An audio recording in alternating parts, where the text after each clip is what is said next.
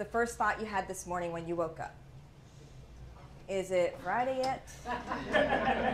How many times can I push this snooze before I'm actually late? Do I have enough money to make it to next payday? Those are the kind of thoughts we normally wake up with. Did anyone wake up and think, you know what? The world needs me. I need to get going. I need to get my rear in gear because the world needs me. Let's try that together. I want you to say, the world needs me. The world needs me. Okay. I'm thinking that some of you aren't really buying that. So let's break that down a little bit and see why that happens. See, the reason that we have a hard time believing that the world needs us is because, well, who are we? We've been carrying around emotional baggage since we were children. You have what's called self-esteem. You're familiar with that term, and your self-esteem is formed when you're very young. I mean, really, you didn't stand a chance. You didn't stand a chance. And your self-esteem, if you have high self-esteem, generally you feel good about yourself and what you can accomplish. If you have low self-esteem, you don't feel good about yourself and things that you can accomplish. And it is said that 2 out of 3 people suffer from low self-esteem. 2 out of 3 people suffer from low self-esteem. So look to the person sitting on your right. Look at the person sitting on your left. Which one of you is okay? I'm just saying, if 2 out of 3, I'm just saying. But see, there's all kinds of emotional baggage that we've been carrying around. Everybody has it. I call it your funk. Funk in your trunk. Everybody's got funk. Now, some of you are driving those little smart cars. You don't have much room in the back for much funk. You've got it pretty much taken care of. Others, and if it's not you, you know people, they bring a whole 18-wheeler with them full of funk. And no matter where you go, that funk is going with you into every situation. And what's so interesting to know is even people that you look at that look like they have it all together, you know them. They've got the perfect house, the perfect spouse, the perfect kids, the perfect job, everything's perfect. You know what? They got funk too. Everybody's got it. So just look at someone sitting next to you and say, yeah, I got some funk.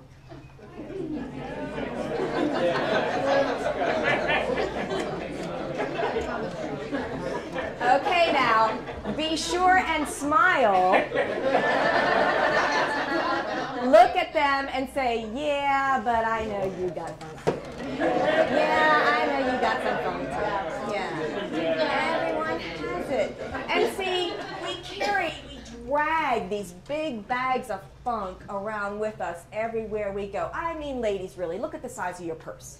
Honestly, how much funk does it take in there? It's all to do things that we have these doubts. I mean, think about some of the doubts that you pack and carry with you every day. My nose is too big. I'm not smart enough. I never have any original ideas. I don't make enough money. My boobs are too small and my butt's too big. The best thing about my trunk is it's behind me. We pack these bags carefully every morning and then just lug them with us. We carry them with us everywhere we go. The challenge is that no matter where you go, there you are. So every situation you go into, you're carrying all those bags and you're tainting every relationship because of your funk. Now, how do we get rid of the funk? The best way is to start thinking about some stuff that you've done well. Everybody has accomplishments. So let's do this together. I want you to think of something that you're especially proud of. Something that you've done that you feel really good about. An accomplishment. It could be academic, it could be work-related, maybe athletic. Something you've done to give back to the community. Everybody have something? Yes. Good. Yes. Now, think about the characteristics in you that enabled you to achieve whatever that is you're proud of. Perhaps it was bravery. Perhaps it was self-sacrifice, determination, tenacity, generosity, forgiveness, courage. Whatever those traits were that enabled you to accomplish that, I want you to think about those traits. Those traits are what people in your life are counting on you to bring, rather than your funk. They need you to bring those traits with you. Because, see, no matter where you go, there you are. So you want to take those positive traits. Now, some people call those traits, those things that you're really good at, some people call that your charisma. It is what draws people to you. I call it something a little bit different. I call it your sizzle. Sizzle is what makes you unique. It makes you you. It's why you're even here. It's for that sizzle. And it's so important that you take your sizzle into every situation you go into, at work, with your family, with your friends, because they're counting on you to bring it.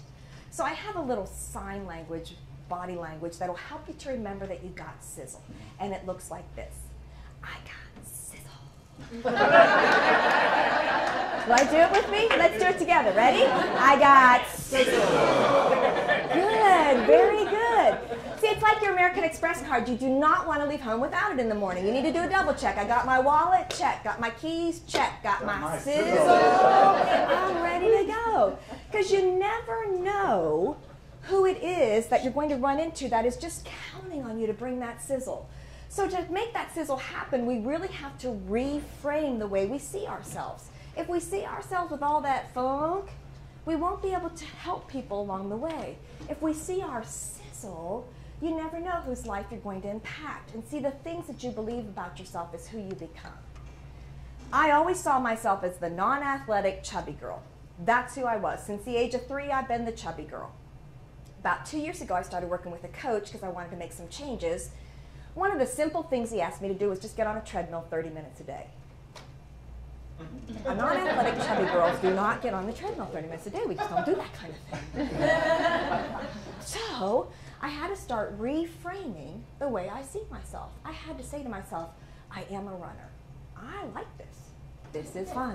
I am a runner. This is good. I am a runner. And last November, I actually entered a turkey trot. It's a race at Thanksgiving. It was a 5-mile race. I can tell you it's the hardest thing I've ever done, including childbirth. It was so hard. And at about the 3.5-mile mark, I'm running along thinking, okay, I'm not going to make it. This is much harder than I thought. You just didn't train enough. What were you thinking? I'm thinking, I'm going to have to drop out. And I was getting so disappointed in myself over that. And in running, they have their own little lingo. One of the things that they have when you enter a race, and then when you cross the finish line, your time comes after your name and the race results. If you don't cross the finish line, you get what's called a DNF after your name. It means did not finish. So I'm running along thinking I'm not going to make it, and I'm thinking, oh my gosh, I'm going to get a DNF after my name. Oh, I don't know. And then I started thinking about life. I started thinking about, well, you know, can you just quit in life? Can you just decide I'm not going to do what I'm supposed to be doing? I'm not going to take my sizzle into this situation. It doesn't matter what's going on in other people's lives. I just can't handle it. I'm going to quit. I started thinking DNF is not an option in life. And as I'm running along, having those thoughts, thinking, oh my gosh, I don't even know if I can take another step. I'm going to have to get off to the side. This cute little blondie comes up next to me. You know the kind you love to hate. I mean, she's so cute, she's perky, she's pretty. She hasn't even broken a sweat yet. And I'm sitting here, and she's right next to me, and I'm just thinking, oh my gosh, oh my gosh. And she looked over at me, and she said to me, let's do this. Let's do this.